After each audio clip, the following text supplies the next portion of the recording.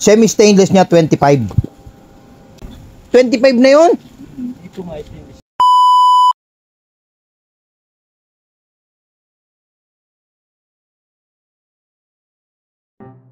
Yan mga katoda. Today is July 25. July 25 na.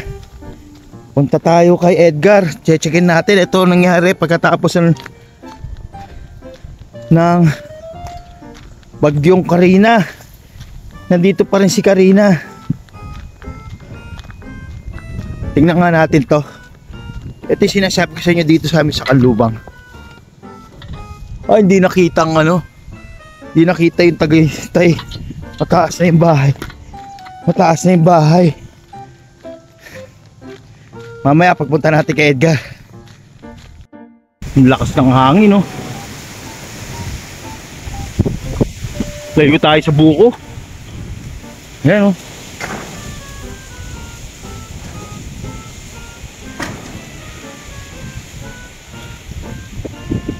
Ang lakas ng hangin. Ayun.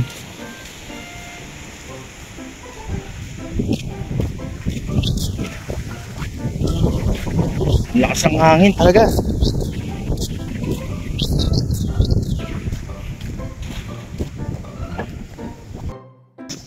Mga dahon. Kalat. Dondi! Ibang oras ka magkakapit sa pag-upisan. Pagkating nagpaparsin yung gagawin. Ay. Basi. Di pa tapos. 2 araw binagyo. Wag, pasok ka na sa Lunes, Brad. Pasok ka na sa Lunes.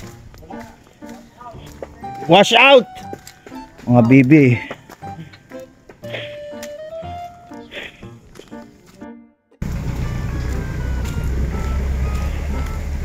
Di tayo makadali dahil ito may hawak-hawak tayo rito.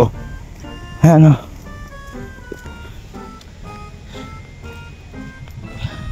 Tana natin si Dondi. Ay, Dondi, si Edgar.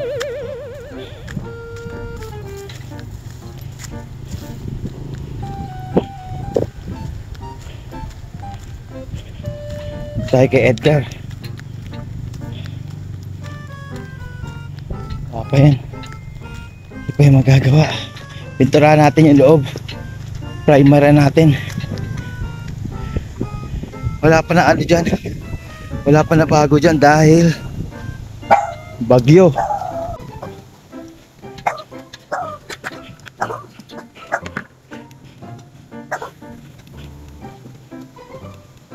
Sabit natin to rito. Ayan mga katoda, dito tayo kay Edgar.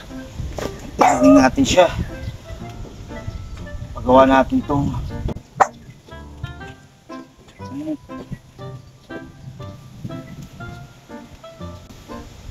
ano tayo mamaya ng ano. Ito yung computer table ng ano ko. Mumurahin ng computer table ng anak ko. Ayan o. Papa-welding natin yan. Ayan. May kapit tayo.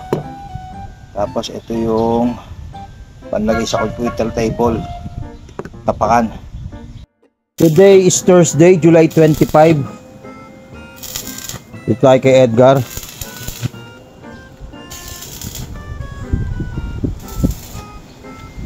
Nalinis na raw niya to mga katoda. Kanina raw paggising niya ng umaga, ang dami raw nagbaksakan. Etong nasa likod natin, Tagaytay yan. Hindi ko nga alam kung makukuha na eh. Yun, Tagaytay yun, doon. New Valley ron, New Valley. Wala, matataas na ang ano eh. Matataas na ang, ano tawag dito? Yung mga dayami, kaya hindi natin makita.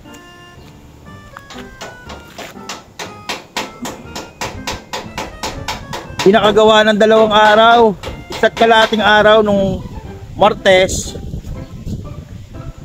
Pag uwi ko ng tanghali, babalik sana ako ng hapon. Nagsimula na yung bagyo, no? Gara, no? Yung mananangalian ako ng alauna. Naalala niyo yung sa uli kong vlog. Mananangalian ako ng alauna noon, Martes. O ba, nagsimula ng umulan. Tapos yung buong araw ng Miyerkules, yun na. Ba, safety first tayo. Webes pa naman ngayon. Ito na lang, titirahin na lang ito ni Edgar. Yan na, naalay niya na yung sangkarol eh. Mga finishing na lang yan. Gar, finishing na lang ito sangkarol, ano? Tapos kakabit na natin dito. Sana makita natin, sana ma-video natin yung pagkakabit niya. Para naman ano. O sa mga magpapagawa dyan, may nakakapon, may nagtanong. O isa magpapagawa dyan mga katodal. Mo ito ha. Semi-stainless niya 25. Ano, gara no? Tapos, yung sidings niya, yero. Yung harapan, buong stainless na yun. Tapos, maganda-ganda na, 28 to 30. Pero sidings pa rin, mga katoda, is yero pa rin. Garin 25, anong flooring nun? Ha? 25 na yun? Ito nga ito yung brown sa flooring. Oh. Kasamang flooring nun. Yan, oh. Pero yung 28 to 30, maganda-ganda na yun. Yung mga tubo. Ayoko nga na, kayo mga katoda, comment down below kayo kung gusto nyo stainless ang tubo nyo. Ha? Kung maganda naman ang kalye nyo, pwede. Pero kung kayo, wala sa inyo naman yan. Sa inyo kayo magpapagawa eh. At least may experience nyo, di ba? Tapos yung 30 pataas, yun na yung bahala na kayo doon. Alam nyo na yung kung yun na yung magagandang ano, yung design ano nyo. Nagalmusal ka na, Gar? Hindi. Hindi ako sa akin dahil. Tingnan nga natin.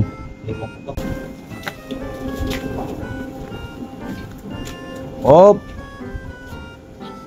mga basher, bawat to talyer, bawat to paggawa, may kanya-kanya yung diskarte.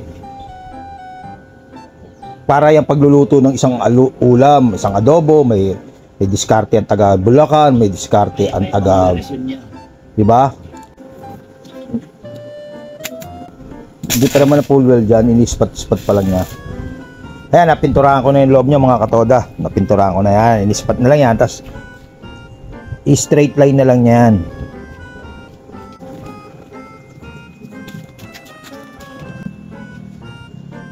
Nasa labas pa ang konti.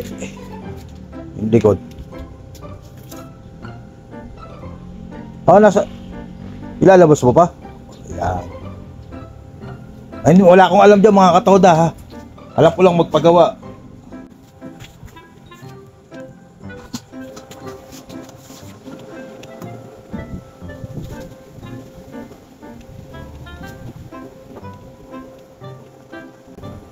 Yan na talagang taas niya, Gar.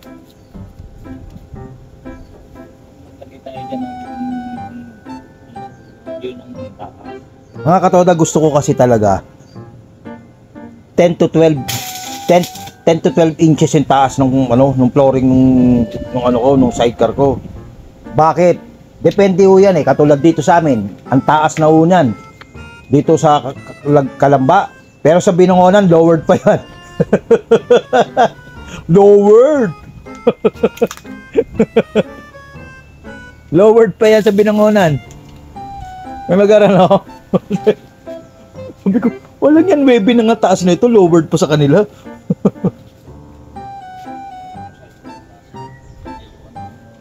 Umupo ka lang sa ilalim niya. Pag dumaan. Yung. Kitang-kita nyo mga katoda, di pantay yung gulong ko, no? Isang buwan pa siguro tatagal na, papalitan na natin yan ng 300. 300 gar ha. Ibig sabihin, taasan mo yung ano. Itong ano niya, oh. Wow. Simple pa lang pinaano ko. Simple pa lang to. Siyempre, pag kayo nagpasimple, magdadagdag kayo. Ay, nagpagayak. Siya dagdag naman. Magkusang palo naman kayo. Hindi o libre ang welding rod. Hindi o libre ang disc cutter. Ay, ako, bumibili ako ng sarili kong disc cutter. Ay, cutting dish. Cutting dish pala. Alam niyo kung batang bumili? Ang dami kong pinatanggal.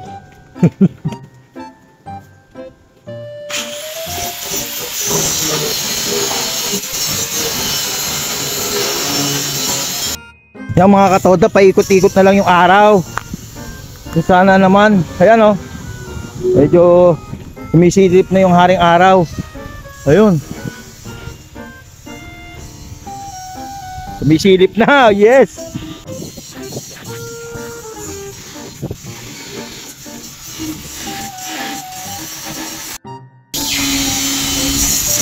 Ito, top load ko. Sasabihin nyo bakit may mga interior. Ano yang pagka full weld nilagyan ko ulit ng interior dahil dito sa amin talaga nung panahon na pinalagyan ko yan, sira-sira yung kalye. Grabe. Ayoko dyan. Takot ako dyan.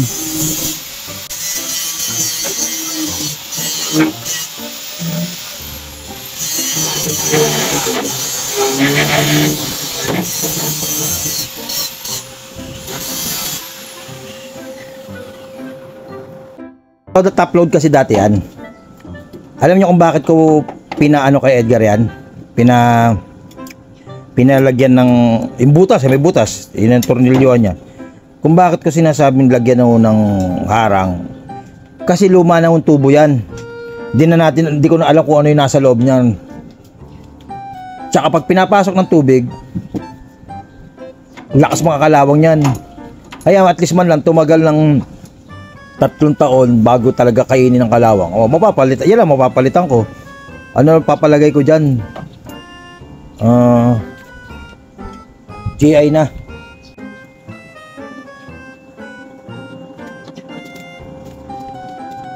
Tibay. Okay ako sa tibay. Kasi binantayan ko talaga yung bubong niyan eh. Yung bubong lang naman talagang unang-unang masisira dyan pag mga spot-spot lang eh.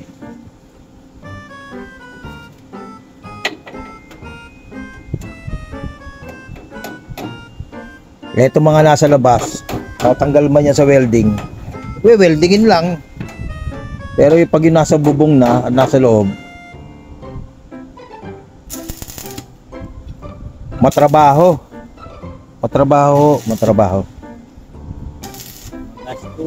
No. Kasi yung iba talaga, katulad ni na Jerry, ni na parang Jerry, si parang Jonar, matyaga sila magtanggal ng bubong tas dadalhin nila sa weldingan o kaya sila mismo mag-welding.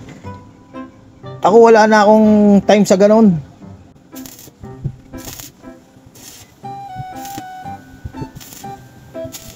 Na ano yan, tubo. Ito mahirap, nagugutom ako. Hindi naman bukas yung lumihan dyan, ano? Ilang araw na sarado yung lumihan. No? Umuwi? Salipa?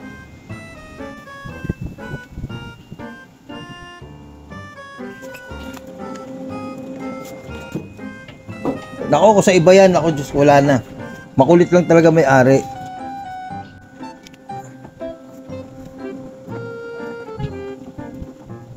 Hindi mo namin biyahin.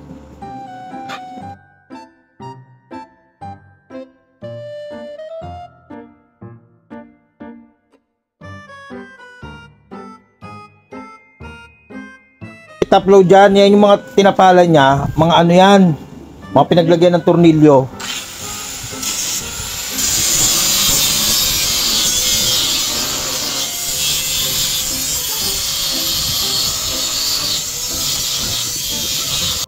Yan mga katoda, yung mga sidings naman, yung flooring na yero, unti-unti yan. Yan mga katoda, wine-welding ni Edgar yung ano, flooring. Yung unti-unti niya na yan. Yan, okay. Para ano, talagang tinitingnan ko masyado. Talagang detalyado ako. Kaya dapat may bonus yan si Edgar. Grabe ako. Bawat makita kong ano, pinapatingnan ko sa kanya kung tama ba o hindi. Yun, tama naman pala. Okay mga katoda.